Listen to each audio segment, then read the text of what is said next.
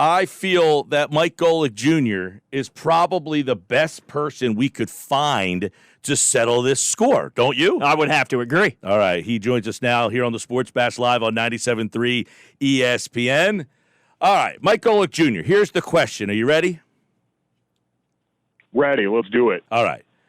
So we had a bet. Ben Simmons, I laid 4.5 3-point attempts. And I said, 4.5, I'll take the over. Brodes takes the under. Well, now he's hurt and he's out. Is the gentlemanly thing to do to say that bet is now null and void, or does he take my money? I think that bet's got to be null and void at this point. Who could have predicted this or factored in? I think you got to take that off the board. There you go. No. See, this is where I disagree completely, because my philosophy for going under 4.5 threes, I didn't think he was going to play all 8 games, and I made that very clear at the time. I don't remember that. Oh, you are just ridiculous. So with that being said, that was part of the reason why I went under. Well, see, all right, so now the whole situation wasn't presented to me here. So if all of a sudden we're factoring injury on this as a real thing, and that was agreed upon at the beginning of this, or at least talked about publicly at the beginning of this, I might have to go the reversal on this one. It seems like we were playing with the cards up, and now you got to come pay up. This is new information here. I'm adjusting on the fly. Oh, man, I don't remember that part of the thought process, but it shows you two ways of thinking here. Shinny and Golic is coming up on August 17th. Golic Jr., 4 to 7 on ESPN Radio. He is our guest. Let's ask you about Ben Simmons. We were talking to Jason Fitch yesterday, and I asked him, is he the most frustrating athlete in sports?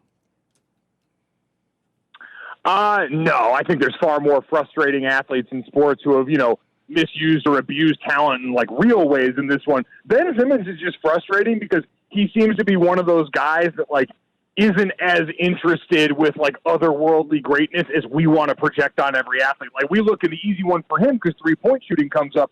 Is, well, look at Giannis.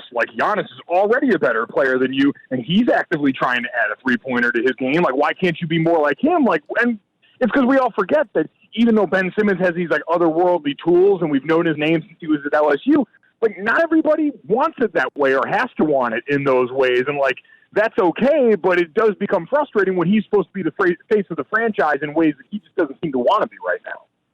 Let's assume that Ben will be available for the playoffs, because this question would obviously not be in play if he wasn't ready. I'll give you 5 3-point attempts. No. You stop over there. Let's assume Ben is available. Do they have a chance? Do the Sixers have a chance at actually winning the title? They've got a chance because they're talented, but I don't think so. I don't think anywhere along the lines this season this team has displayed a real ability to come together in the way that we thought their parts might be able to. And certainly nothing we've seen so far, even the injury, notwithstanding when we've gotten to the bubble, has proven otherwise in that. So I don't think they're a team with a realistic shot. No, I think with all the sports right now, we've seen time off and time away in the disruption of the schedule favors the teams that already kind of displayed that continuity in their core. And we can say a lot of things about the Sixers, but continuity in meaningful ways of gelling together and having a familiarity with each other had never really been part of the formula. Mike Golic Jr. is with us. So we had no sports. Now we're having an overload of sports. So I'll ask you into the pucks at all? You getting into this hockey all of a sudden? It's on nonstop all day. It's hard to avoid it. Well, see, I want to. Mother Nature took a toll on us out in the East Coast right now, so I haven't had power for the last 3 days. Wow. So it has limited my ability to dive in too early into the NHL right now. But I will say, and I have done this and displayed this with what's going on with soccer when the English Premier League came back, certainly with some of NASCAR as it's come back, is you're right, because we went so long without sports, I said, you know what, I'm not guaranteed any of these outdoor sports. We've seen what a disaster it's been in some respects for Major League Baseball. That's kind of starting to level out now, outside of a couple of very bad instances with a couple of teams. College football, the NFL, they're going to be up in the air, but these bubble sports, NASCAR, these other ones have displayed longevity already. And I said, you know what? I better start watching the sports that are bubbled up and actually going to be here with us, because they could be all we have at some point. Yep, it's been it's like an overload here all of a sudden. Where does the PGA fit in on the ledger this weekend? Does that rank at all for you? Oh, yeah, it's absolutely going to rank in there. And listen, golf's been another one of those ones that we talked about at the very beginning of a lot of this. It's a naturally socially distant sport. And so outside of having to chirp at some of the golfers over the course of the initial rounds when they're playing practice rounds and getting a little bit too familiar with each other. I think you've seen golf kind of get a little bit more shine than it would have otherwise. I think Bryson DeChambeau is sort of becoming like a pseudo meathead villain in a lot of this, chirping at older players, talking about his fitness regimen. Like, it's created a couple of characters going through the course of this that golf always needs in a world where Tiger Woods is going to be so old and still dealing with things on his body that we can't account for him each and every weekend. We can't account for him to always be the one involved in saving every tournament. We opened the show today talking about the Philadelphia Phillies. They just played a 7-inning doubleheader against the Yankees. So, what are your thoughts about just baseball in general? Now you have the 7-inning doubleheaders. You got the DH in the National League. We're going by win percentage. It looks like the Marlins are running away with this thing. What's your overall thoughts on how baseball is being played right now? Yeah, listen, I think it's like every other sport. It's by any means necessary right now. And I'm one of the, I'm not a baseball traditionalist in a lot of ways. And so even going in, looking at the extra innings rule, starting guys on second, doing the beer league rule there that every baseball insider we have had on our show and had on Golic and Wingo coming towards the end universally hated all this stuff, especially when it came to the rules and extra innings. But I love all that stuff because if you're a sport that's looking for ways to speed things up, ways to try and do right in the pandemic, it's the perfect time to try and experiment with some of the things that you weren't going to be able to slip in normal baseball seasons. I would have loved to have seen the pitch clock make its way into that, although I understand with health and safety at a premium right now, you probably need more rest than usual. But why not try those things out? You've got free reign to right now. I think every sport should be looking more into that, but baseball has been one that made some of those meaningful changes. Mike Golic Jr. is with us here on the Sports Bash. So I see you tweeting away at Mike Golic Jr. about the USA Today coaches poll, college football. Do we really think we're going to get college football? I mean, are you holding on to that?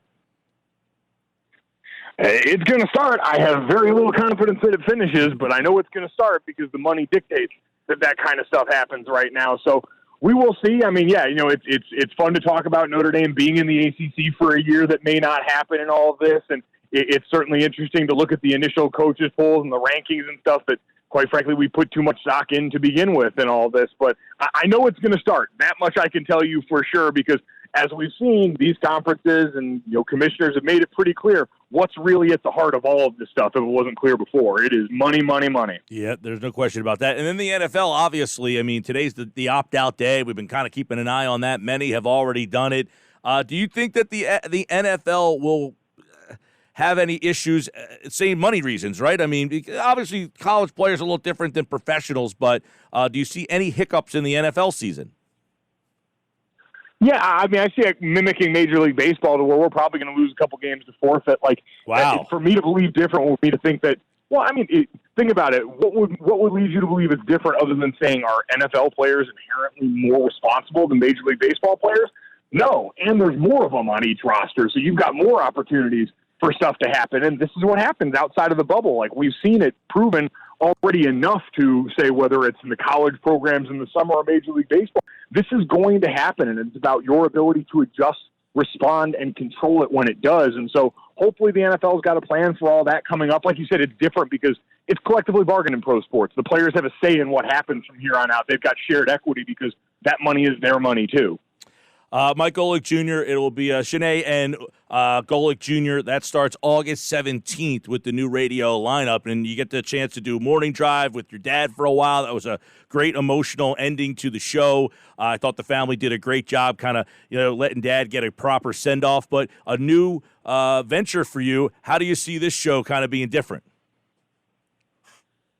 Well, it's certainly going to be nice to do, and this is, no disrespect. Like you said, there's going to be nothing cooler that I get to do in my professional career than do a radio show for 3 years with my dad. And having Trey there, who I've known for so long, was great. And to have them almost as mentors and people that could help me continue to learn about this craft was great. But now the opportunity to go and have my name be the one on the show there, to be the one more involved in putting it together in the day-to-day and having a say in those things, and to get to do it with someone as unbelievably talented and delightful to be around as Chene, who is such a gifted athlete, and the rare combination of being a top overall pick, being an all-star, but being able to explain the game in a way that's understandable to all the rest of us is remarkable. And so to get to do that as two of the younger voices on ESPN in general, but definitely on the ESPN radio side, it is awesome. That's a hell of a platform for our generation to be able to take hold of and do right by.